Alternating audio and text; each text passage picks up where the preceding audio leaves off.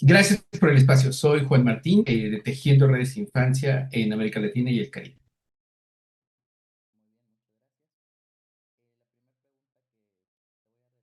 Hay que tener presente que las identidades que tenemos las personas, todas, pues forman parte de nuestro desarrollo personal y, por supuesto, estabilidad psicológica. En el caso específico de las personas adolescentes, se atraviesa por etapas muy importantes de desarrollo cerebral y al mismo tiempo metabólico. De ahí que hay tres cosas muy, muy centrales en estos procesos. El primero es que están construyendo identidad o identidades en sentido múltiple. Están también construyendo sentido de pertenencia a sus grupos de pares, a otros entornos distintos a las familias, y al mismo tiempo están construyendo autonomía corporal, comienzan a decidir cada vez más sobre su cuerpo. En este contexto tenemos ahora un tema que se ha hecho viral desde Argentina hacia toda la región, de los llamados Terians. Entonces, lo que tendremos que ubicar es que esto ya existe en la literatura académica, se ha investigado y hay registros más o menos de la finales de los noventas, la década de los noventas, sobre todo en Estados Unidos y Canadá, de grupos que estaban en estas comunidades de 4chan, Reddit y demás que se van comunicando, encontrando algún tipo de afinidad psicológica o espiritual con perros, gatos, lobos. Pero esto es importante dejarlo claro, no es que se sientan animales, es decir, lobos, perros o gatos, ni que se van a transformar, ni nada por el estilo, sino es más un tema identitario, que a lo largo de la historia de la humanidad lo hemos tenido presente como tal. Y hay otras expresiones que son claramente estéticas y de juego, que ubicaríamos en el cosplay o le llaman furros o furry. También hay otra expresión que le llaman fandom peludo, y de esto es muy frecuente en las convenciones de cómics y de eventos sobre videojuegos, que aparecen estas personas pues caracterizándose como en Halloween, en estas conferencias de cosplay con estos personajes. Esto claramente es una forma estética y demás. Lo que hay que tener presente es que en términos estadísticos es un grupo muy pequeñito, quienes se ubican como terias en general no son visibles, están buscando protagonismo, sino que ahora hubo pues alguna intención para hacerlos visibles y ha desatado pues dinámicas poco amables con ellos.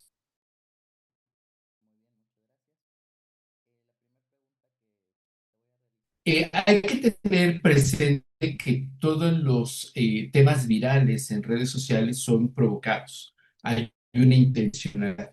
Eh, en este caso concreto de los Terians viene de Argentina, que está en un momento bastante complicado con el presidente Milei, que está haciendo una reforma laboral muy, muy agresiva con los derechos laborales. Y bueno, obviamente ahí en ese contexto se detona pues lo que podemos ahora identificar en términos sociológicos como pánico moral, ¿no? Entonces, estos temas se inyectan en el debate público, generan este pánico moral y bueno, ahí el algoritmo que también se puede alimentar juega un rol muy importante porque están diseñadas las plataformas y todos los algoritmos para intencionar y multiplicar las expresiones emocionales intensas.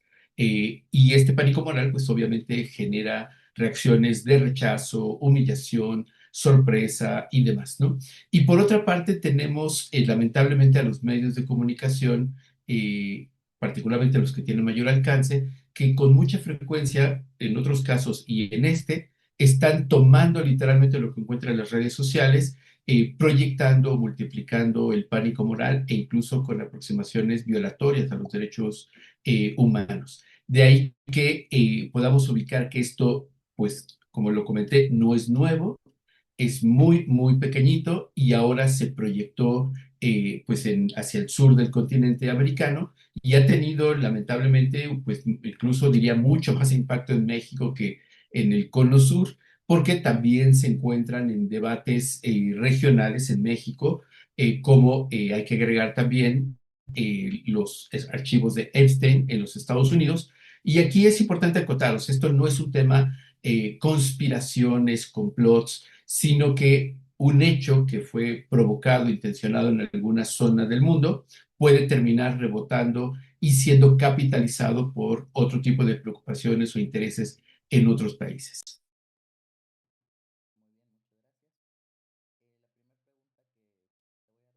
Pues tiene varios planos de aproximación. El más importante es entender que la libertad de expresión tiene límites cuando estamos hablando de discursos de odio. El Estado mexicano, las instituciones del Estado están obligadas a regular aquello que supera la libertad de expresión o que incluso la vulnera. Obviamente estamos obligados a proteger a cualquier población y a cualquier ser humano de cualquier trato discriminatorio, es decir, negarle derechos por su identidad, por su género o por cualquier otro tema.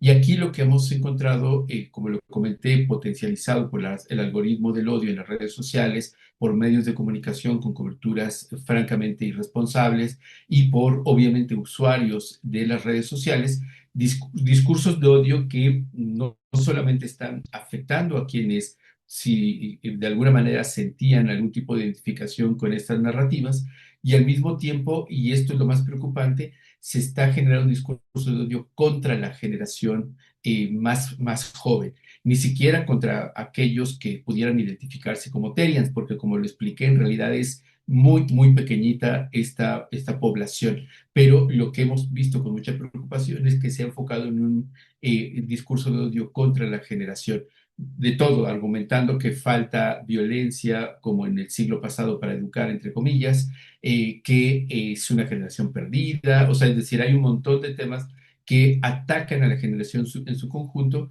más allá de aquellas expresiones del fandom peludo o de Loterians. Y ahí el Estado tiene una gran obligación de orientar, de informar, de contener estos discursos de odio y sobre todo de generar condiciones que eviten que adolescentes, independientemente que se identifiquen con esta o cualquier otra expresión identitaria, se sientan afectados o se les nieguen derechos.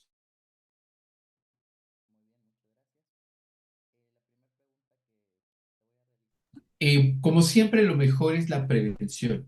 Las personas adolescentes están en esta etapa de exploración identitaria, entre otros temas, y es muy importante que las familias, las escuelas, los espacios de protección que les rodean estén muy pendientes de su desarrollo y cómo poderlo acompañar de manera respetuosa. Y aquí hay una clave central que estamos hablando, es acompañar sin invadir, acompañar sin prejuicio, acompañar sin regaño y sobre todo acompañar sin imponer. Y esto implica escuchar, guardar silencio, validar lo que están viviendo. Por supuesto, sería muy bueno regresar a nuestra propia adolescencia, que también la atravesamos en otros momentos y de forma diferente, y cómo podemos juntos, las personas adultas que acompañan y las personas adolescentes que están en estas exploraciones, construir lugares seguros y entender que esto será para la gran mayoría, como lo fue para nosotras y nosotros, una etapa de nuestra vida. Y por eso es tan importante entender que esto no tiene mayor complicación ni tiene una afectación a la salud mental. Y vamos a este apartado. Cuando observamos en cualquier momento, ni siquiera ahora por este llamado tema Terians o cualquier otro, en cualquier momento un niño, una niña, una persona adolescente o joven que cambia abruptamente su estilo de vida, es algo que hay que observar y poner atención. Es decir, ya no socializa como antes, no le gusta la comida que comía antes, se aísla, comienza a dejar de interactuar con el grupo de amigos o amigas o los espacios donde iba. Esto ya son señales de alerta. Si además observamos que comienza a tener afectaciones en su salud, comienzan a dormir mal, dejan de comer o comen mucho más de lo apropiado, comienzan a subir de peso, tienen algún tipo de, atraviesan por episodios de ansiedad, pánico, otro tipo de cosas, ya esto es una alarma muy importante que hay que recurrir a espacios profesionales. En este momento no sirven los regaños, no sirven ningún tipo de señalamiento, sino escucha respetuosa y acompañarse de personas profesionales. Y esto es súper importante. Específicamente en este tema de los Terians, no hay necesariamente cualquier personal de salud mental especializado. Tenemos que recurrir a quienes sí trabajan temas identitarios, porque es posible que incluso un personal profesional de la salud mental pueda mirar desde el prejuicio. Y esto es importante para evitar una revictimización. Pero en general, hay que tener presente que estos cambios y estas situaciones de riesgo multiplican también las posibles afectaciones para la vida de niños, niñas y adolescentes, porque los coloca en riesgo de violencia sexual, de uniones tempranas, de abandono escolar, consumo de sustancias o en situaciones más críticas de ser víctimas de trata o de reclutamiento. Por eso es tan importante la acción preventiva y llevar lo más pronto posible a un espacio profesional que nos pueda orientar y tener una intervención oportuna.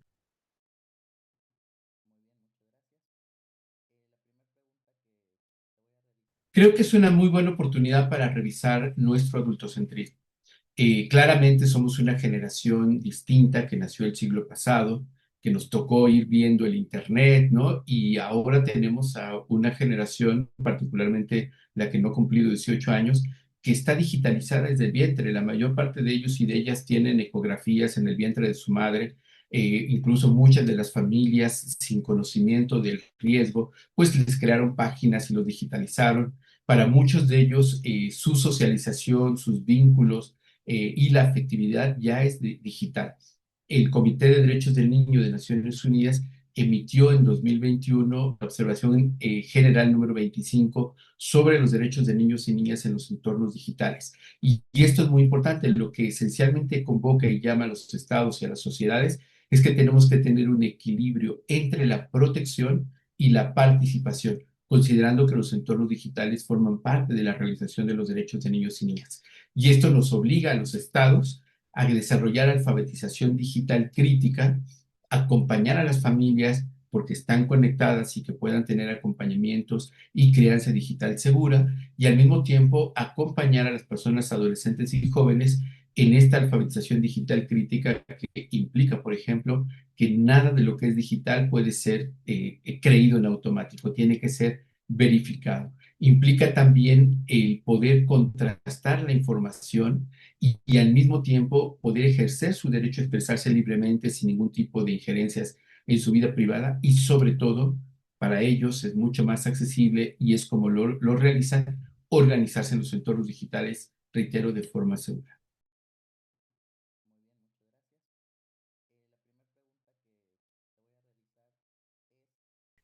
Ya la Comisión Estatal de Derechos Humanos de Nuevo León realizó un informe especial sobre el acoso escolar, y invitaría a que se pueda mirar porque precisamente algo de lo que se recupera ahí es que la UNESCO, la Oficina de las Naciones Unidas para la Educación, ha explicitado que los entornos escolares y comunitarios suelen desencadenar el acoso escolar y otras formas de violencia, incluso de carácter digital, por factores de discriminación, discapacidad, apariencia, identidad, eh, pobreza y también por temas de carácter religioso o ideológico. De ahí que por eso es tan importante entender que si bien estamos hablando ahora de Terians, porque es el tema viral, en realidad todo lo que se está detonando es precisamente la afectación hacia cualquier expresión identitaria que tenemos que proteger, particularmente en un entorno tan importante para el desarrollo metabólico y cognitivo de niños, niñas y adolescentes como son las escuelas. De ahí que tenemos que llamar a reconstituir, a integrar y fortalecer las comunidades educativas para que puedan cumplir este equilibrio entre protección y participación. Y el puente, el vehículo para lograr esto es el acompañamiento. El que acompaña de manera respetuosa protege. El que acompaña de manera respetuosa permite que participen. Entonces, la mejor forma es acompañar de manera respetuosa, y creo que tenemos una gran oportunidad con este pánico moral que se ha generado para voltear la mirada otra vez a las dinámicas familiares, a las comunidades educativas y a las cosas pendientes que no ha realizado el Estado. Especialmente en Nuevo León, las recomendaciones o el informe especial establece una propuesta de política pública general para poder prevenir el acoso y la violencia escolar, y ahí hay bastantes pistas que pueden ser útiles incluso para las familias.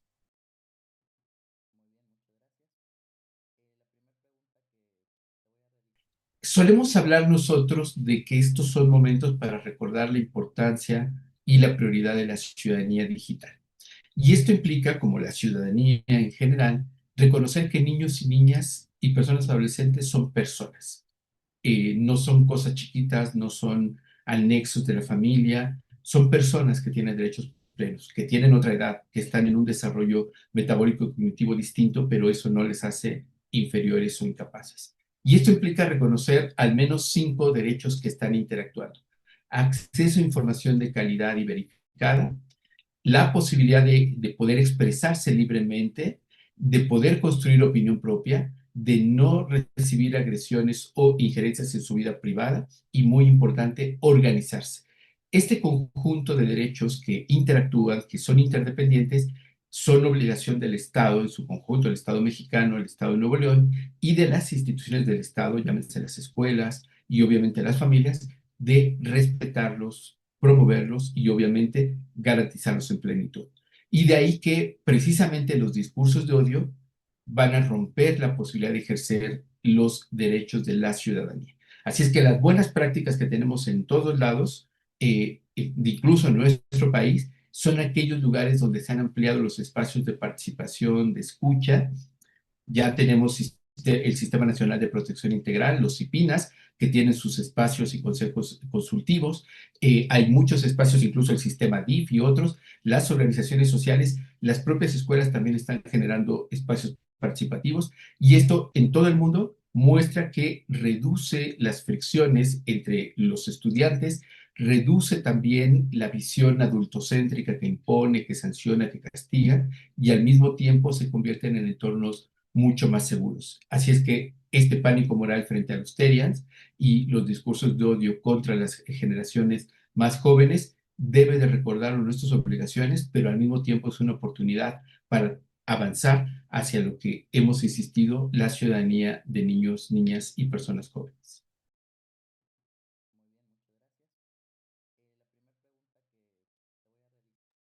Todas las personas, niños, niñas, adolescentes, personas de la diversidad, adultas, mayores, todas estamos cambiando de identidades a lo largo de nuestra vida. Nuestra personalidad tiene muchas identidades.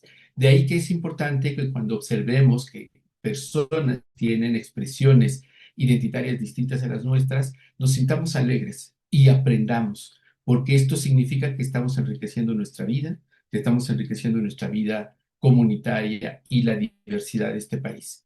Por supuesto que puede sorprendernos, por supuesto que puede ser un poco a veces extraño ciertas cosas, pero puede ser también una oportunidad para recordar que los derechos humanos son para todas y para todos y que precisamente en esa diversidad que soy yo, que son otras personas, también vamos a poder encontrar la riqueza de este país y la garantía de derechos que nos corresponde a todas.